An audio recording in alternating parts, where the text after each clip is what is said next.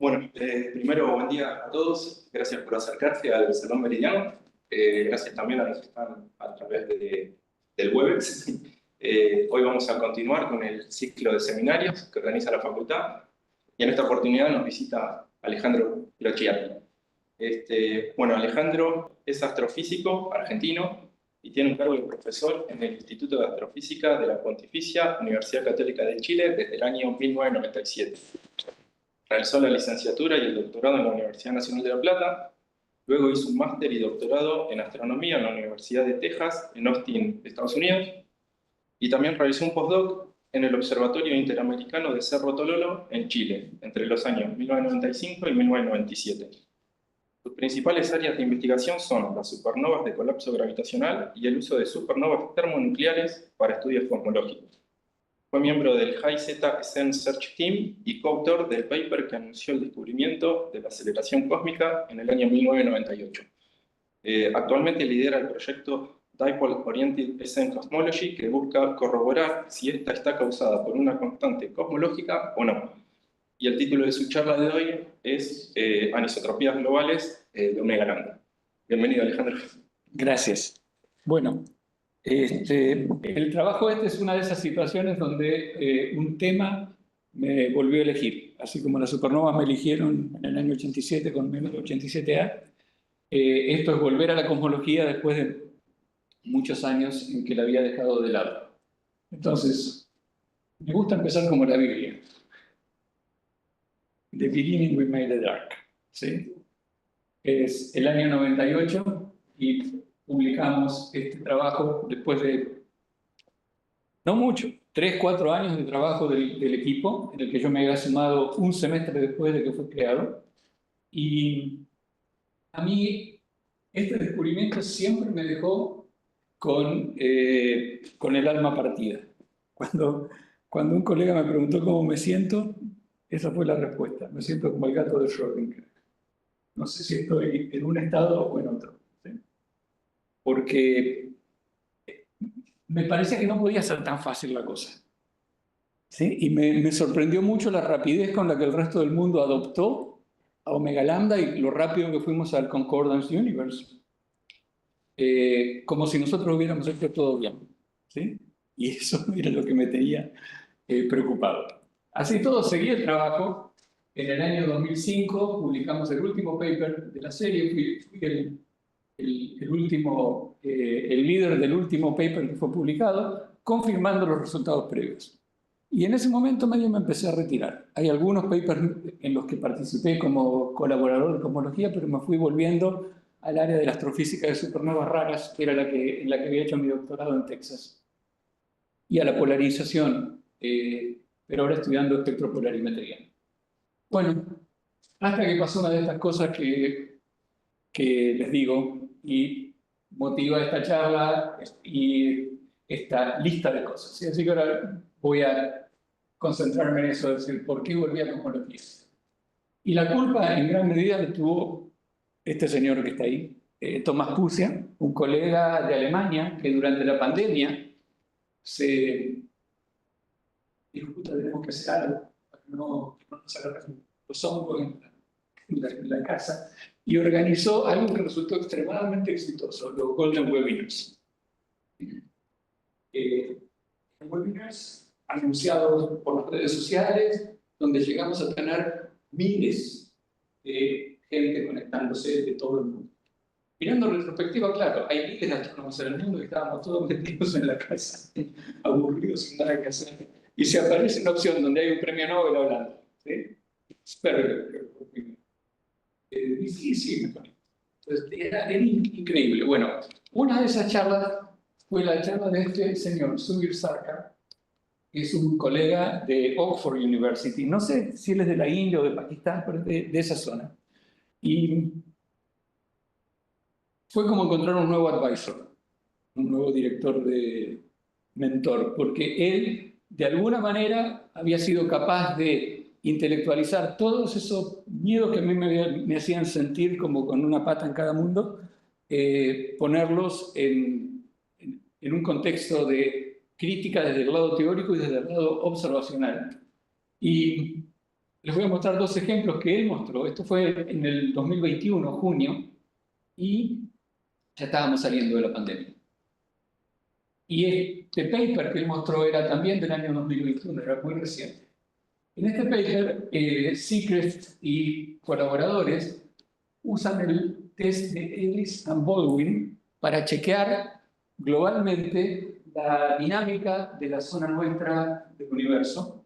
El test de Ellis y Baldwin lo que propone es usar distribución de materia para cotejar, comparar con el dipolo que vemos en los fotones. El dipolo que vemos en el Cosmic Microwave Background es atribuido al movimiento, a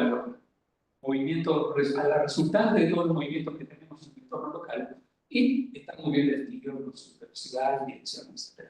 Ahora, la materia podría decirnos algo diferente.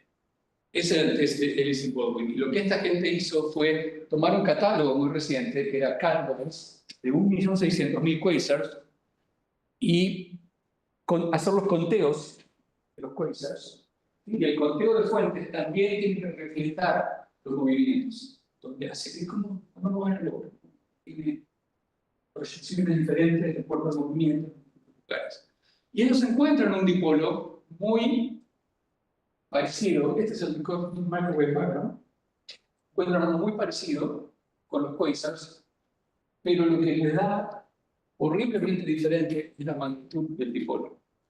Teniendo en cuenta las aceleraciones que las concentraciones de materia pueden producir entre que se forman y ahora en el modelo Lambda Coulter Matter, uno puede calcular una distribución de las amplitudes que esperan. Son modelos, millones de modelos puestos ahí. Y lo que ellos encuentran está acá. ¿Sí? Probabilidad 5 por 10 a la menos 7. 4.9 sigma away de lo que uno espera. O sea, eso a uno le hace abrir los ojos, ¿no? Hay algo raro. Quiere decir que el universo, que los quasars nos revelan que es entre 0 y 8, o algo así. No sé, alguno está el quasar más lejano, no sé cuál es el más lejano que está en cada quasar, pero es un universo relativamente cercano en comparación con los fotones que están a un redshift de 1000 más o menos, ¿no? Hay algo raro ahí. O sea, algo raro no, hay algo que no es consistente con la Coulter. Y el otro es este otro que me pareció mucho más interesante. Bueno, como tan interesante como el anterior. Esto es el valor de H0 entre 64 y 76, influido a partir de las relaciones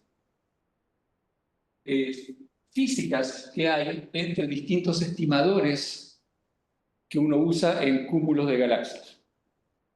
La luminosidad en rayos X, un cúmulo de galaxias, el parámetro I del efecto Sunyaev-Zeltovich, la temperatura, la magnitud R de algo, no me acuerdo, y el índice de la luminosidad de la galaxia más brillante del cúmulo. Usando tres de esos estimadores, que dependen de H, uno puede inferir el valor de H. Y haciendo eso en distintos lugares del cielo, uno encuentra esto. Mirando eso, digo, bueno, otra cosa muy relevante. Concluyen que una de las posibilidades de esta anisotropía que ellos estiman que el mayor de 5 sigma también puede ser provocada por un macroflujo. Si nosotros estuviéramos metidos en un flujo muy grande, un flujo que no notamos porque nos acompaña un volumen muy grande del universo, y es relativamente local, pero con cientos de megaparsecs de tamaño y casi 1000 kilómetros por segundo de velocidad. Y esas señales estaban empezando a aparecer en este momento en distintos estudios.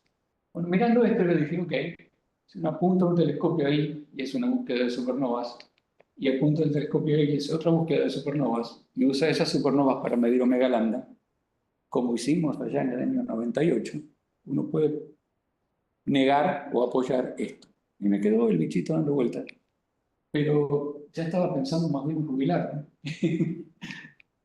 Hasta que vinieron algunos alumnos, que son los que están ahí en el título, y me empezaron a molestar con el tema.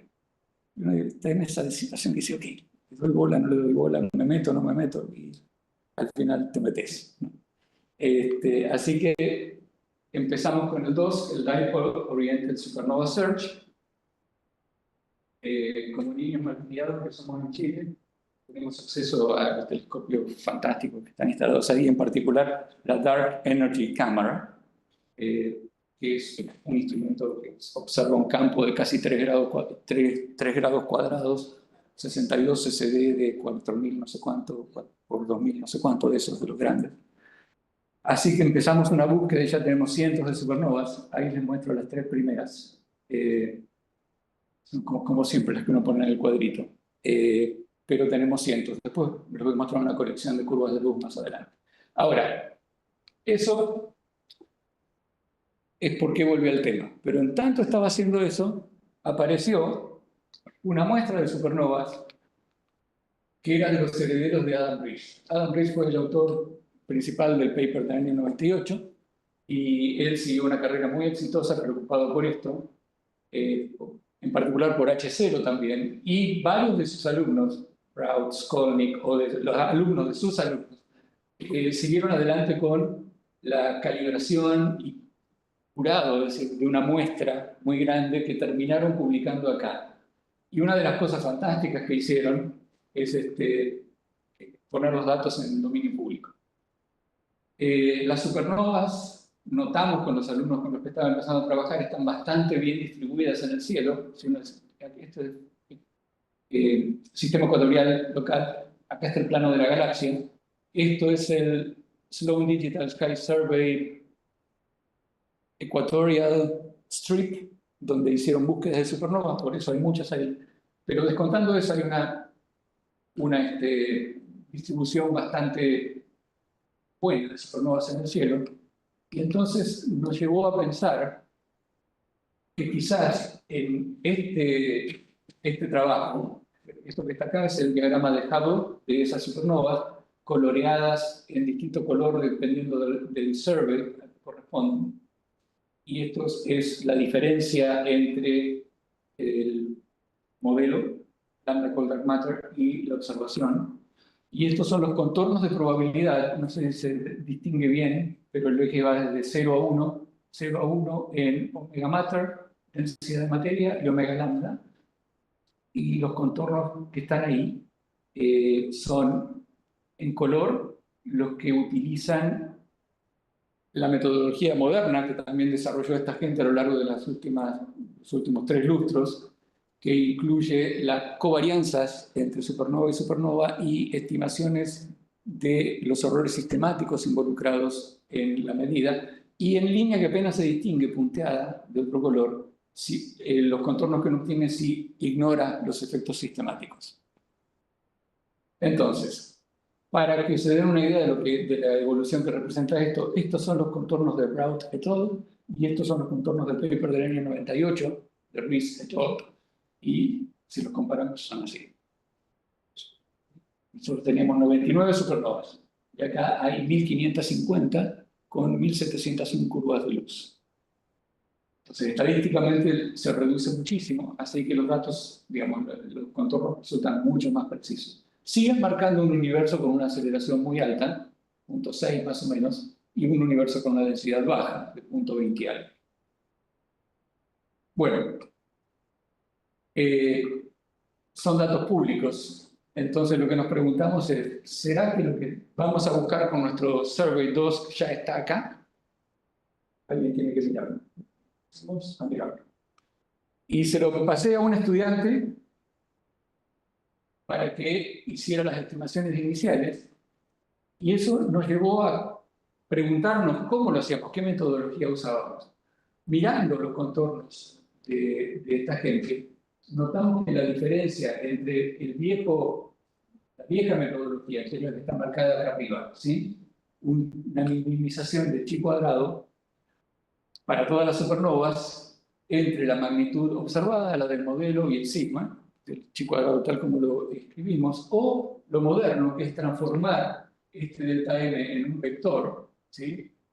Y minimizar un chi cuadrado, que es el producto, digamos, el sándwich de ese vector con esta matriz que está acá representada en colores, que es la matriz de covarianza. La matriz de covarianza puede incluir efectos sistemáticos o no, o ambos. O sea, solo estadísticos, sistemáticos. La diagonal, que es lo más fuerte en la matriz, corresponde a F sigma, que uno usaba en la tecnología vieja. Bueno, prestando atención a esta pequeña diferencia y a la clase de análisis que queríamos hacer, resolvimos que íbamos a ir por la vieja tecnología. ¿Sí?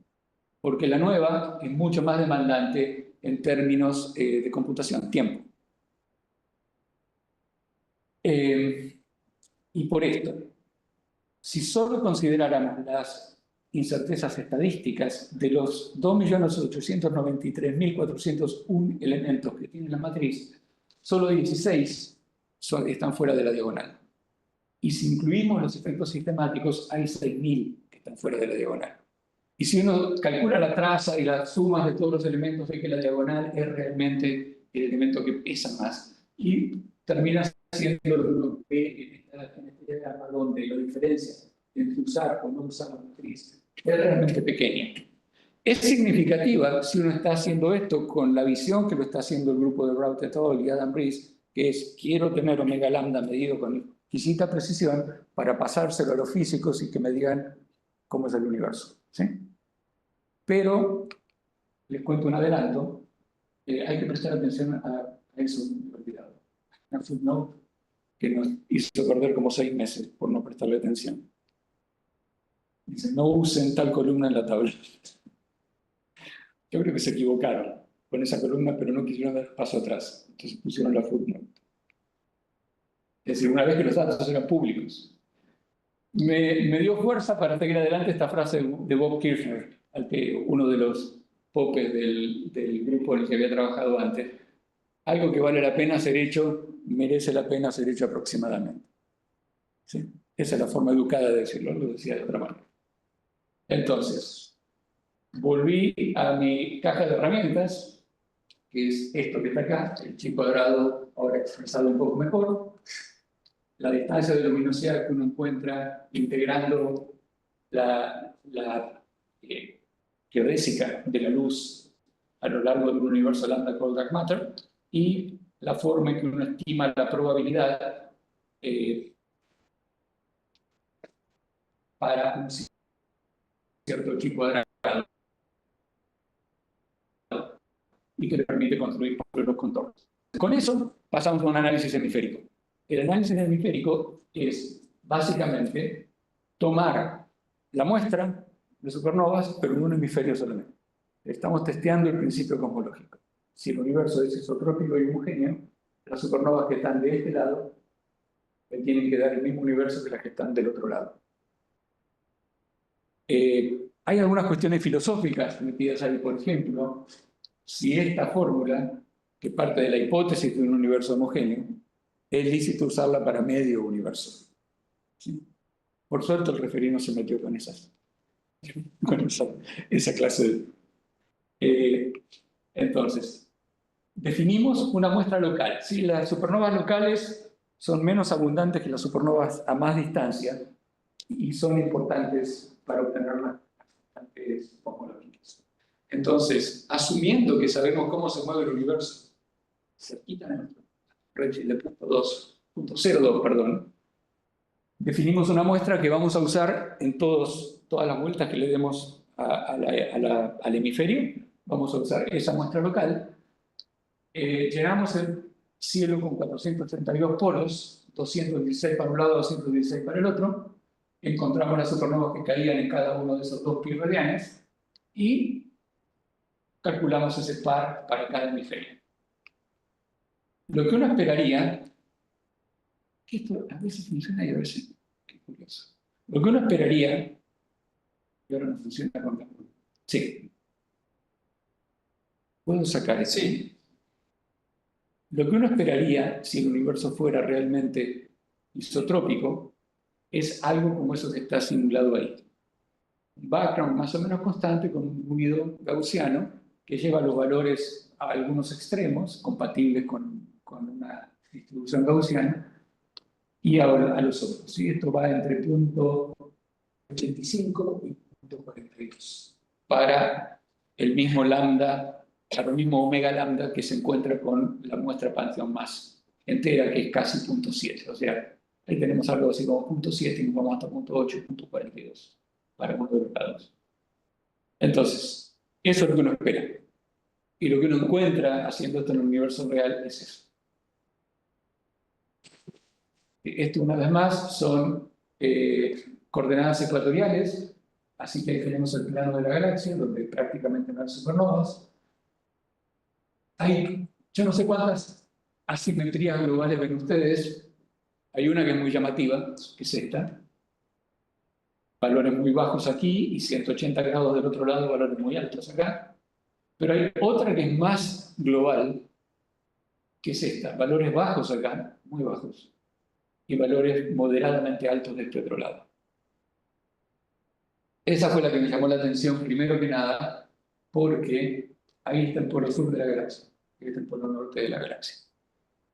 Y uno no espera que la cosmología le preste atención a nuestra galaxia. O sea, no tenemos por qué estar gobernando la cosmología del universo. Así que hay algún problema sistemático.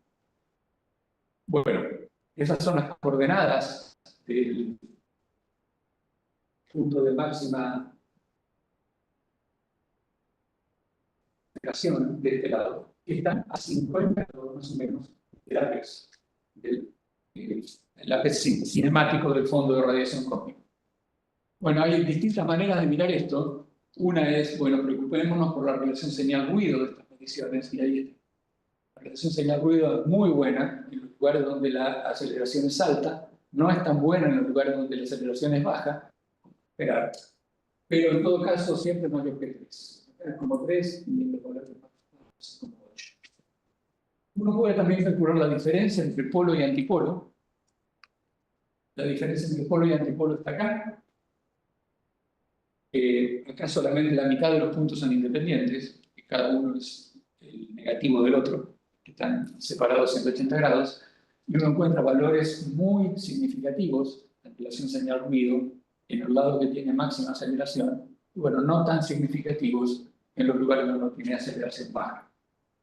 Pero en este lugar, la diferencia entre polo y antipolo es del orden de 3. O sea, 3 sigmas. O sea, es incompatible, o por lo menos una tensión grande, entre el valor de la constante cosmológica medida para un lado, o omega lambda, mejor dicho, medido para un lado o medido para el otro. Si en esa dirección uno calcula los contornos de probabilidad, encuentra que para toda la muestra, los de contornos de Brout y todo, son estos que están acá en negro. Para la muestra que está para el lado de aceleración grande, es ese universo. Para la muestra que está para el otro, es ese universo. Las incertezas que estoy mostrando acá las saqué de la distribución marginal de omega lambda y omega mater. Bueno, usando solamente las incertezas estadísticas, esto es 3.35, que es el valor que mostré en el dibujo anterior. Y si uno para esta dirección en particular se da la lata de usar la matriz de covarianza con las incertezas sistemáticas, los contornos pasan a ser un poquito más grandes y la significación se reduce a 2.8 sigma. Entonces, nos preocupamos por contestar si eso era real o no. E hicimos una vuelta larga con distintos tests. Por ejemplo, variamos la muestra local. La muestra local puede ser mucho más sensible a las velocidades peculiares, que es uno de los factores que podría estar jugando un rol acá. El redshift que uno asigna en el diagrama de Hubble a una cierta supernova es el redshift que medimos, que incluye la componente de movimiento nuestro y la componente de movimiento de la galaxia donde la supernova explotó. Si esa componente tiene algún defecto, podría estar dando lugar a algo así. Por eso cambiamos entonces la muestra local y básicamente el resultado fue este mismo mapa de color. Miramos con lupa a las supernovas, sacamos las que tenían incerteza muy grande, a ver si alguna estaba dominando esto, y no pasó nada. Hicimos un bootstrap. Hicimos 100 bootstraps, ¿sí? Repetir todo esto. Y encontramos cada vez que hicimos un bootstrap la misma distribución al punto que, tomando promedios en cada uno de los lugares, las incertezas del bootstrap eran como 10 veces menores que los errores que yo estaba reportando que venían de las distribuciones marginales de omega lambda y omega mata. Así que no hay ningún grupo de supernovas en principio que tenga una significación relevante para esto. Nos preguntamos esto: ¿será la metodología de barrer el cielo con hemiesferas lo que está llevándonos a este resultado? Y se nos ocurrió que una manera de contestar esto, ¿qué hago? Quiero pasar. Allá. Ahí está. Ok. Fue hacer un trick a la muestra sin cambiar el diagrama de Hubble total. Es decir, el diagrama de Hubble es completamente independiente de la dirección en la que están las supernovas. Así que si uno toma la... Es muy idiosincrático.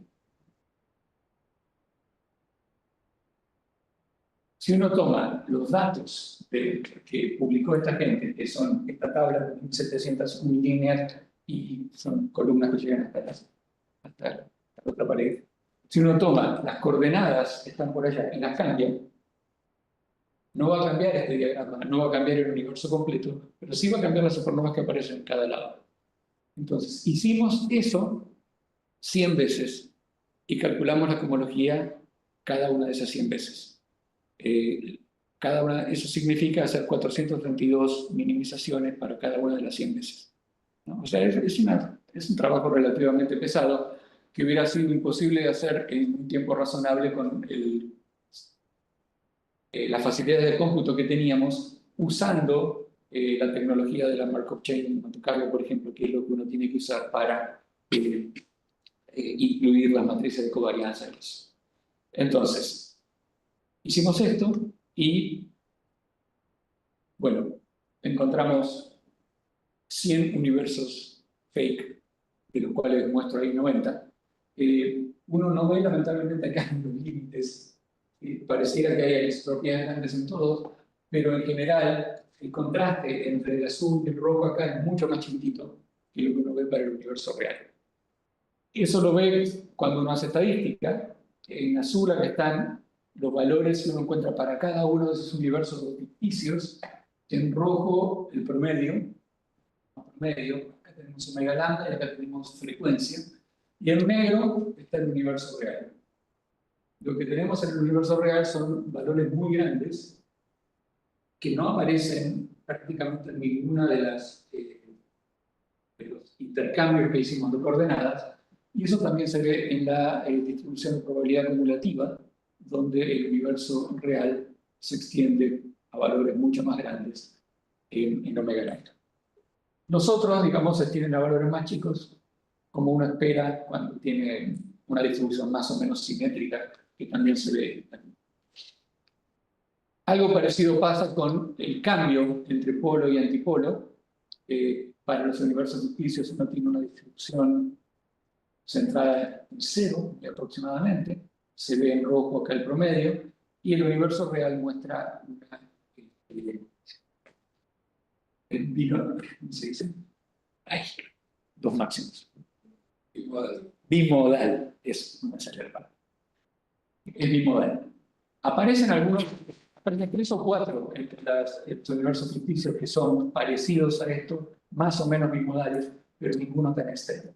Eso también uno lo ve en la distribución cumulativa, donde el universo real es siempre una envolvente externa para todos los otros. Y hay algunos poquitos que se le aproximan. Entonces, otra pregunta.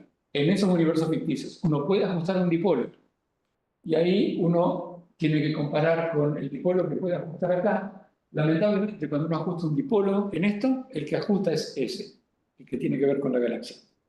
Es menos fuerte que este otro, pero tiene un área mucho más grande. Así que cualquier ajuste que uno haga va para ese lado. Y no encontré una manera elegante de hacer un ajuste en toda la esfera de 2 dipolos. Entonces, tuve que hacer un trick que les voy a contar ahora. Pero contestando la pregunta de arriba, solamente solamente unos poquitines de los universos ficticios permiten ajustar un dipolo con una amplitud tan grande como este que tenemos acá. Entonces, mirando esta segunda estructura, habiéndonos convencido de que era muy raro, digamos, probabilidad del orden de 1 en 100, 2 en 100, de que esto fuera resultado de la metodología, nos preocupamos por esta otra estructura.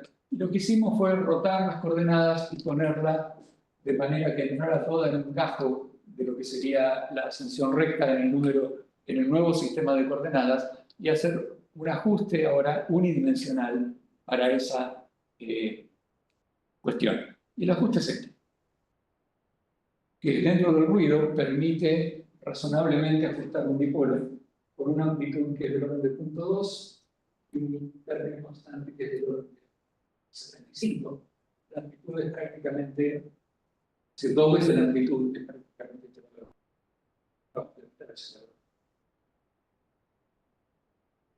Un poco más. Así que es significativo. Hay un dipolo en esa, o algo que parece bastante un dipolo en esa dirección.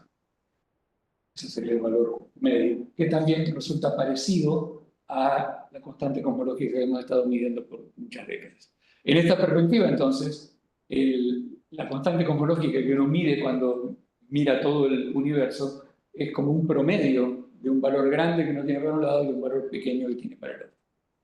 Bueno, estas son las conclusiones, eso es lo que acabo de lo que acabo de describir.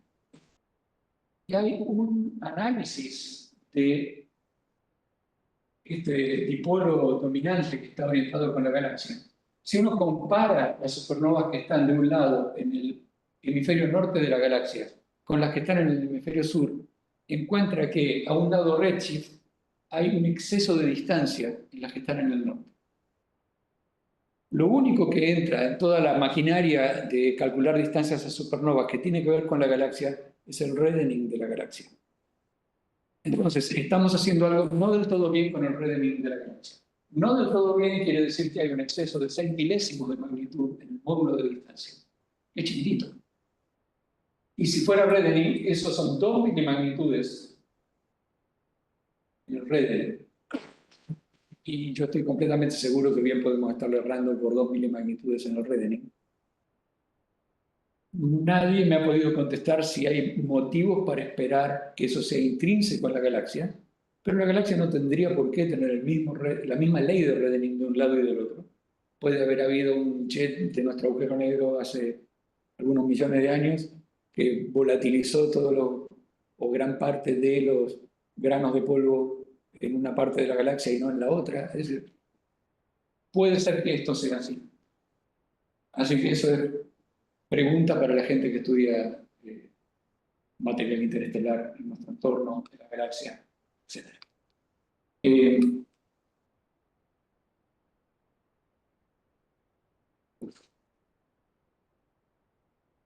Bien. Terminamos con esto, Dark Times for Dark Energy. ¿Por qué llamé hacia esto? Porque lo que parece ser algo que viene completamente del lado empírico, tiene una motivación teórica que es lo que a mí me impulsó más que nada a tomarme esto seriamente, porque podría ser errores sistemáticos, ¿sí? Como el que yo creo que es el que está orientado con la galaxia. Pero hay más. Junto con Sarkar, hay otra pequeña escuela de gente que ha estado preguntándose lo mismo con mucha seriedad desde hace mucho tiempo. Uno de ellos es el señor Christos Sagas, es un griego que trabaja en la Universidad de Tesalónica, al que conocí hace un par de años, fui a un workshop ahí, un personaje muy interesante. Y él lo que empezó a darse cuenta, no eso que esto es del año 2010, faltaba poco para que le dieran el premio Nobel a Adam y a Brian.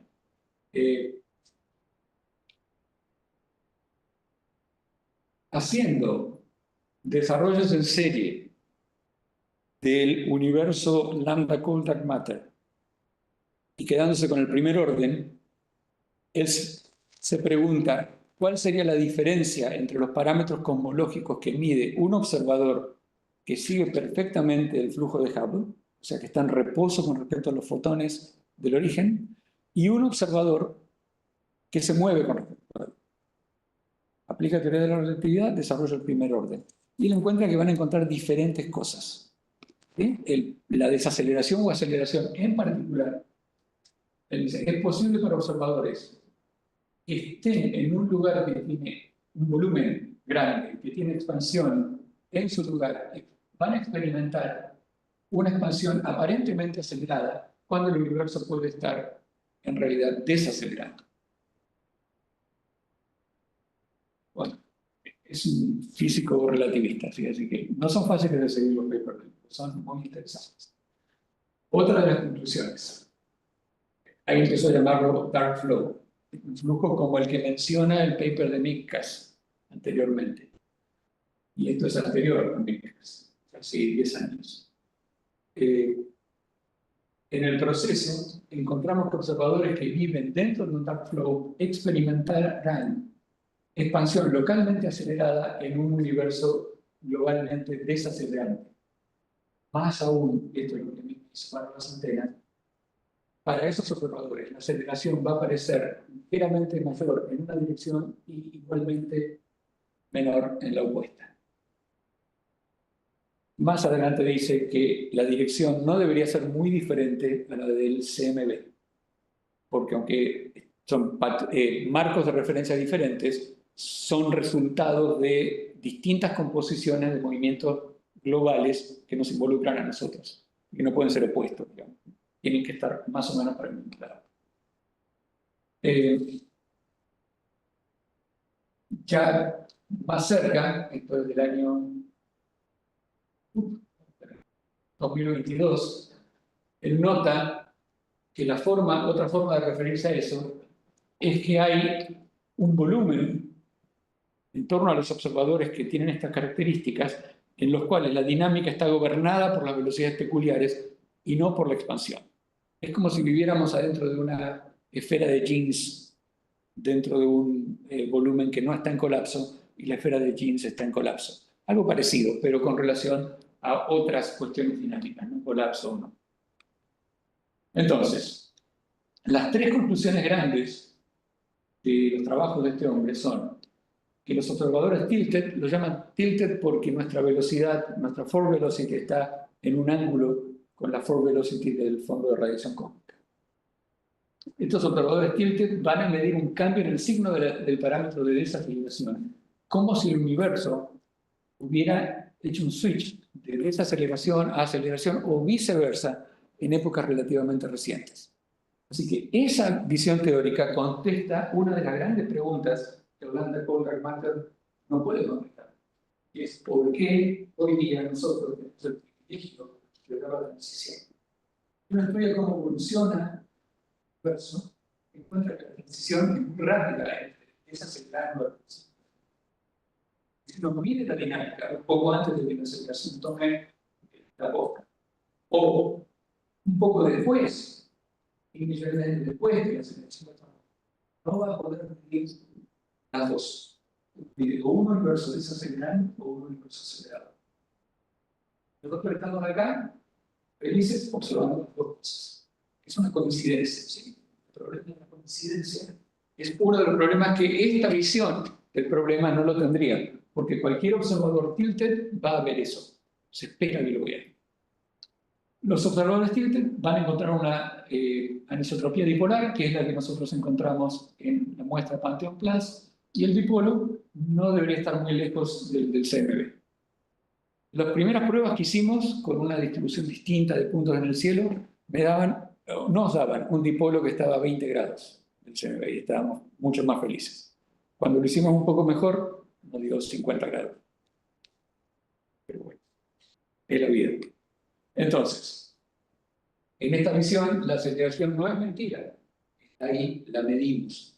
Lo que no está bien es la interpretación como una constante común. La interpretación sería diferente. Es algo que tiene que ver con el cambio de marco de referencia para los observadores que están metidos en un dark flow y no lo saben. Bueno, ese sería el final, si uno quiere, tipo película de Hollywood, pero les voy a contar que hay algo que nos sigue preocupando, y es que cuando uno estudia esto, si lo mira así, parece que las supernovas están bastante bien distribuidas, pero si presta atención a los colores que codifican redshift, uno encuentra que esas cosas no están tan bien distribuidas. Y si grafica en 3 dimensiones, esto así, esto que es un postdoc que trabaja conmigo, lo llama anticuchos. ¿Se conoce la palabra anticucho acá? No.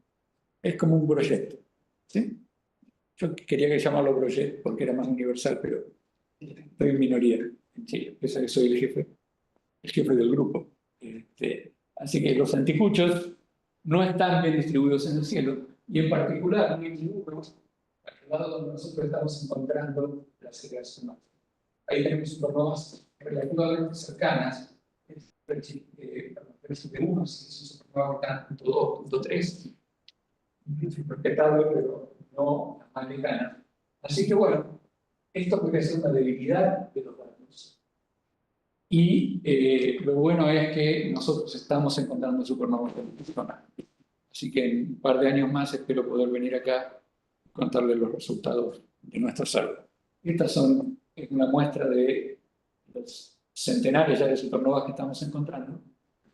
Tenemos que medir el redshift a las galaxias y después recién podemos calcular distancias precisas a las supernovas y ponerlas en un diagrama de Hubble. Eso es lo que nos queda todavía como trabajo.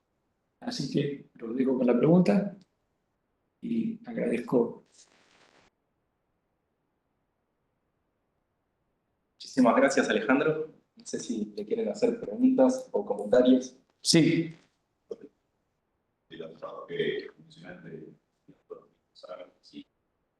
me suena la escala especial de esa localidad, esa diferencia, más o menos. Sí, en algunos de los papers tiene una tabla donde pone las diferencias que espera para los parámetros dependiendo del tamaño que tenga este volumen. Son siempre centenares de megaparsecs. No menos de 100 megaparsecs y no más de, o sea, algunos cientos. Es de ese orden de magnitud. Sí. O sea, para usted, esta referencia estadística por modelos de variación de oscura es una cuestión que, con el aumento de la precisión de los datos, a futuro usted se va a desaparecer. Sí. Y Sí, la sí. tensión de Hubble también. ¿Perdón? La tensión de Hubble también iría más observacional que teórico, por ejemplo, sí. Es posible que sea el mismo problema. Porque la tensión de Hubble, digamos, en definitiva aparece porque uno tiene una medición a un redshift alto, una medición que corresponde a la estadística de las perturbaciones en el fondo de radiación cósmica, ¿no? Los momentos polares del fondo de radiación cósmica, interpretados con la teoría de lambda con dark matter, te dan un lambda y te dan un H.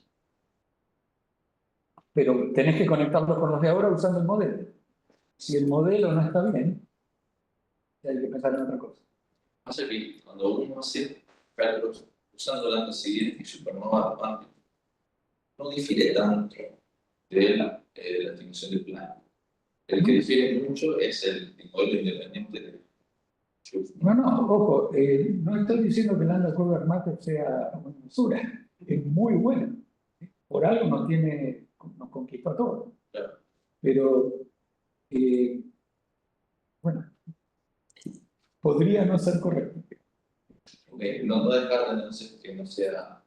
Podría, es decir, en definitiva, podría ser. Existiendo estas otras visiones del problema, a mí me resulta muy atractiva porque, históricamente, es una de las clases de errores que los científicos cometemos. Poner una anteojera de una teoría y ver todo así. Durante mucho tiempo estuvimos buscando el éter. No nos entraba en la cabeza que la luz se podía propagar sin un éter. O durante mucho tiempo tratamos de entender las órbitas de los planetas usando física.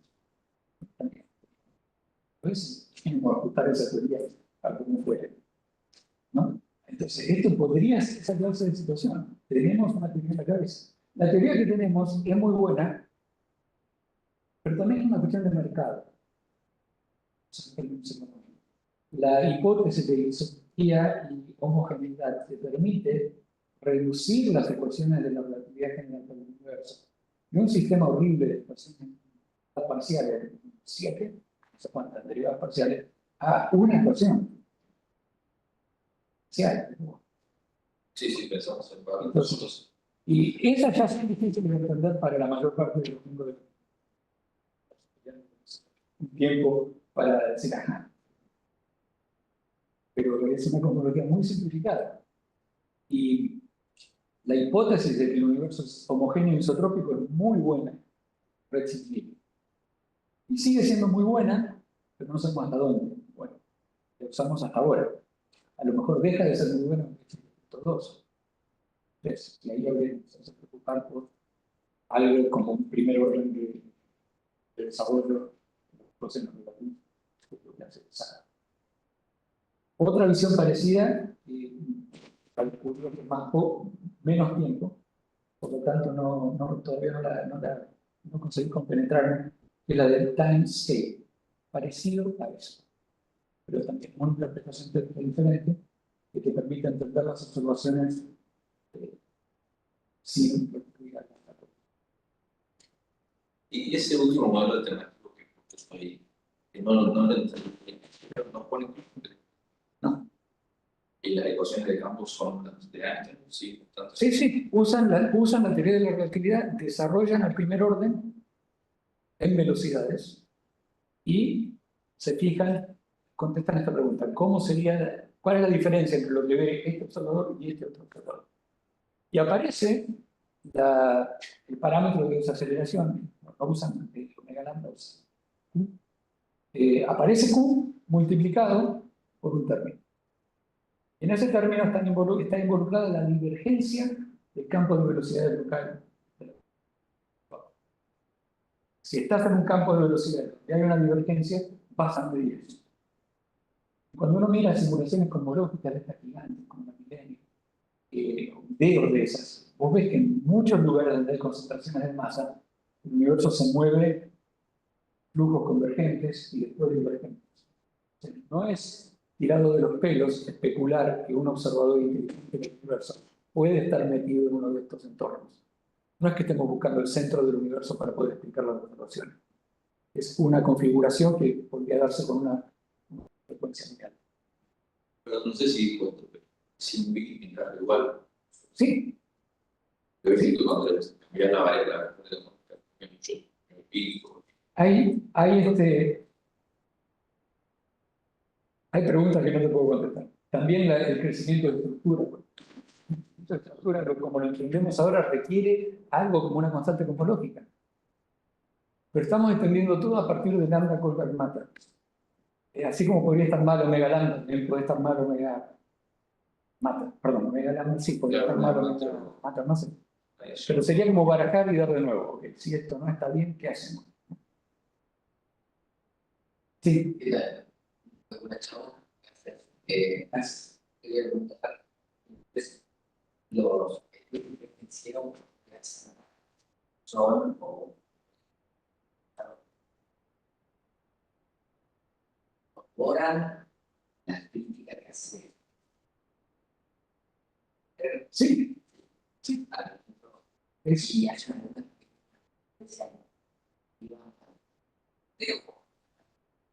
Mira, cuando uno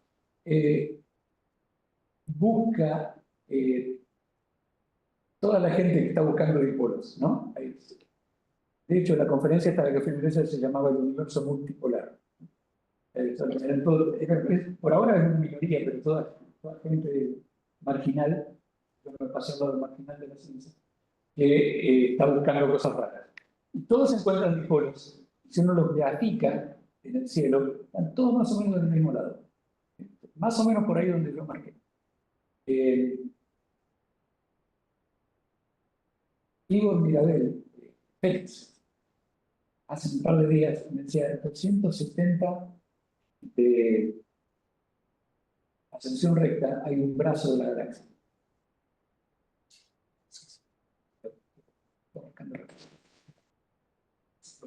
prestar atención a eso. Pero creo que esto no tiene que ver con eso, porque estamos buscando las supernovas están fuera del disco de la galaxia, los brazos están en el disco. Pero igual, no sé si contesté tu pregunta.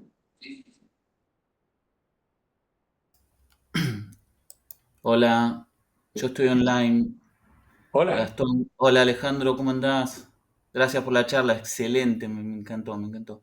Te quería preguntar por lo que mencionaste de la posible explicación del dipolo de Omega Lambda por errores sobre todo en la extinción galáctica. Si podrías ahondar en eso, porque por lo que entendí serían errores chicos, pero tiene que ser algo sistemático, norte-sur, Sí, supongo. mira, es algo.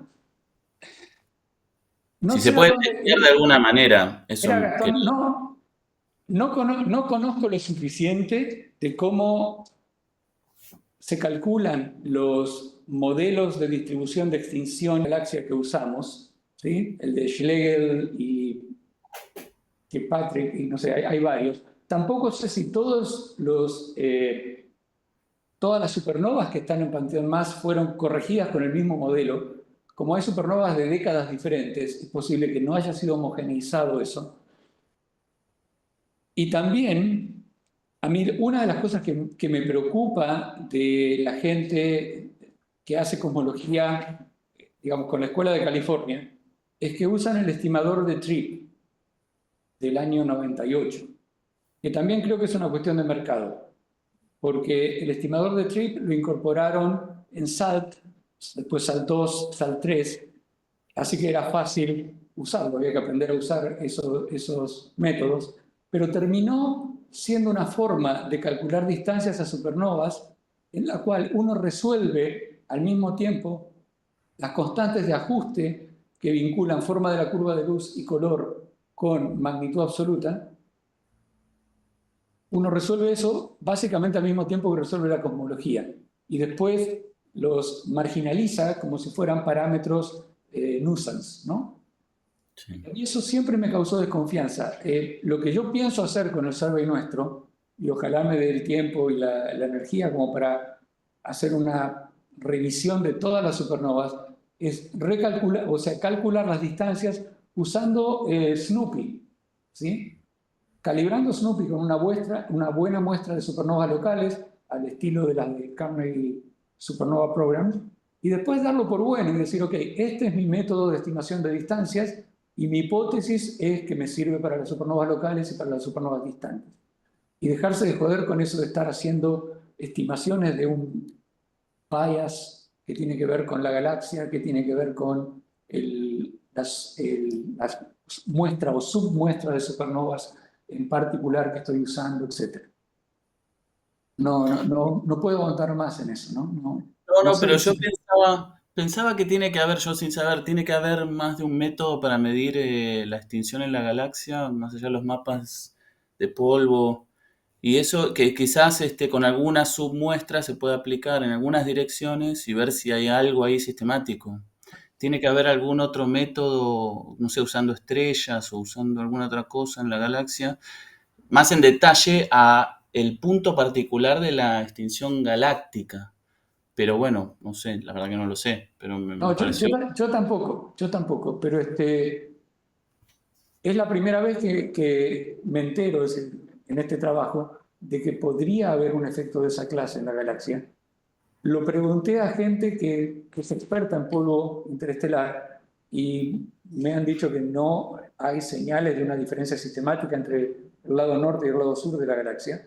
Sí hay regiones donde el polvo es notablemente diferente que en otras, pero son regiones más chicas que un hemisferio entero.